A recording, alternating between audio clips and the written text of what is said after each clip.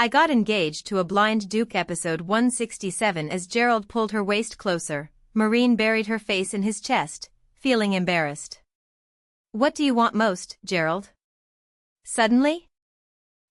I'm curious. Nothing. Marin hid her disappointment and asked persistently. Really nothing? Nothing at all? I already have you. So there's nothing more I could want. Oh come on, besides me. Without you, there's even less. Yes. Well, that made sense. He was a man who had everything, wealth, honor, ability, even good looks, so it was understandable he wanted nothing. She had planned to surprise him with something he wanted during her proposal. But she couldn't exactly tie a ribbon around her face and say, I'm your present. Is there something you want? His voice dropped subtly lower, but Marin was too lost in thought to notice. Me? I don't have anything either. No. Think carefully. There must be something. It used to be money, but now I'm rich. I have the opal mine, and I earn money by reading books to you like this. I had a wealthy fiancé all along. Yes. Marin smiled proudly as if she found herself admirable, and Gerald burst into laughter at how cute she looked. Marin visited Sharen's blacksmith shop after a long time. Ever since hearing Gerald say he wanted nothing because he had so much, she had been agonizing over it. How on earth should she propose? While pondering this, her thoughts turned to Sharen, who could make anything. When she opened the door to the blacksmith shop, she saw Sharen working diligently. Her light purple hair tied back short. Sweat flowing down her forehead. Arm muscles that stood out each time she sharpened a sword. People absorbed in their work always looked cool. Sharen, are you busy? When Marin called out carefully, Sharen's head snapped up.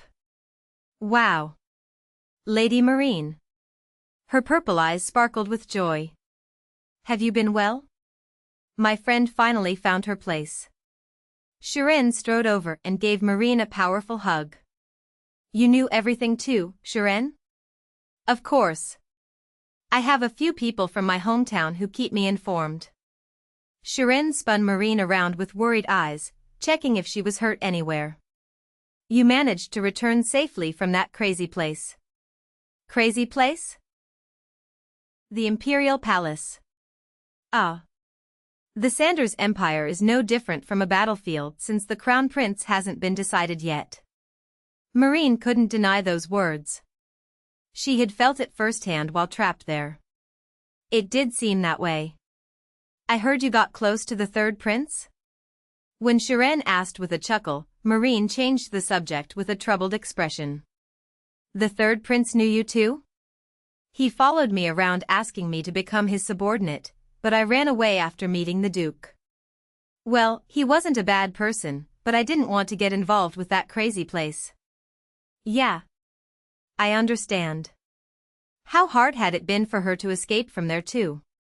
Just thinking about how she almost got caught up in the Sanders Empire's succession struggle still sent chills down her spine. Anyway, what brings you here? Could I possibly make something here too? Sharen's eyes widened as she looked Marin up and down. What are you going to make? Yeah. There's something I really want to make, and I'd like you to teach me if possible. Sharen's gaze fell on Marin's delicate hands. A chisel and hammer in a noble lady's delicate hands. My friend really is extraordinary. If I'm asking too much. When Marin trailed off with an apologetic expression, Sharen patted her back. This should be interesting. Thank you. Marin quickly answered, pretending not to notice her stinging back. I don't know what it is, but let's do our best. Encouraged by Sharen's support, Marin clenched both fists. Yeah. Marin has been visiting Sharen's blacksmith shop frequently lately? The Duke cast his gaze toward the direction of the blacksmith shop. Yes. That's what I heard. Oliver, who was organizing reports, answered while gauging the Duke's intentions. You want to investigate? Is that not allowed? Oliver's mind became complicated at the Duke's displeased tone. No matter how clueless he was about romance, it seemed wrong to try to find out every move of one's lover like that. I think it would be better not to. Are you sure? I'm not sure about that, but if Lady Marin finds out the truth, I'm certain she'll hate it very much. At that, the Duke emanated a cold aura while reluctantly accepting it. Let's keep this conversation between us. Yes. What about what I asked you to look into before? Here it is. Oliver presented the proposal status report he had investigated for several days. The report detailed the planning direction, purpose, and success rate of proposals from 100 people who had recently proposed.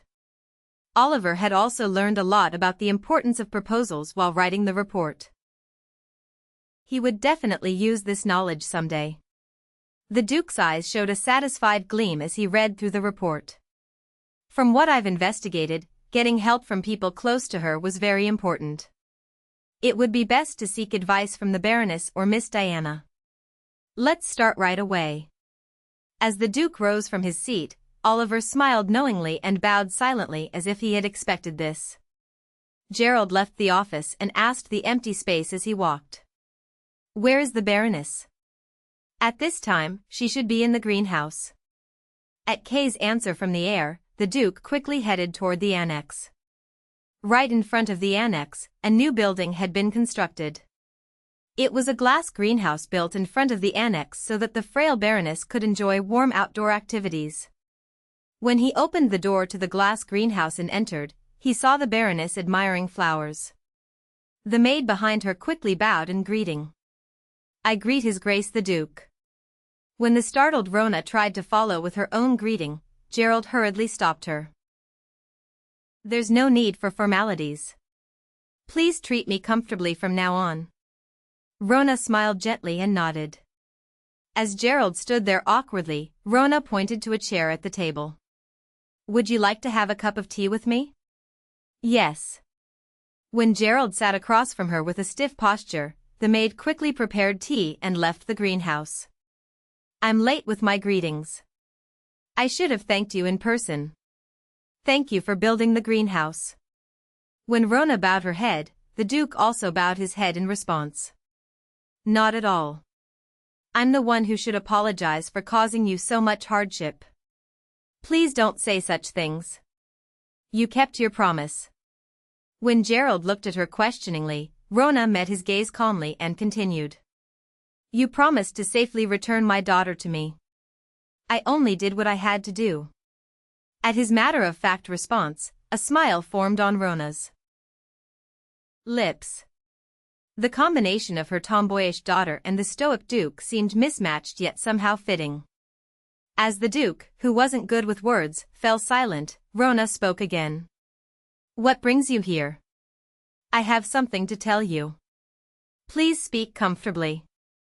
I want to marry your daughter. Please give me your permission. The Duke, speaking with a tense expression, rose from his seat and bowed deeply. Oh my, Rona could only utter an exclamation at his unexpected words. The difference in their ranks was like heaven and earth. Yet here was the Duke bowing to her. Flustered, Rona quickly stood up and waved her hands. Please raise your head, Your Grace. The Duke's face slowly lifted and their eyes met.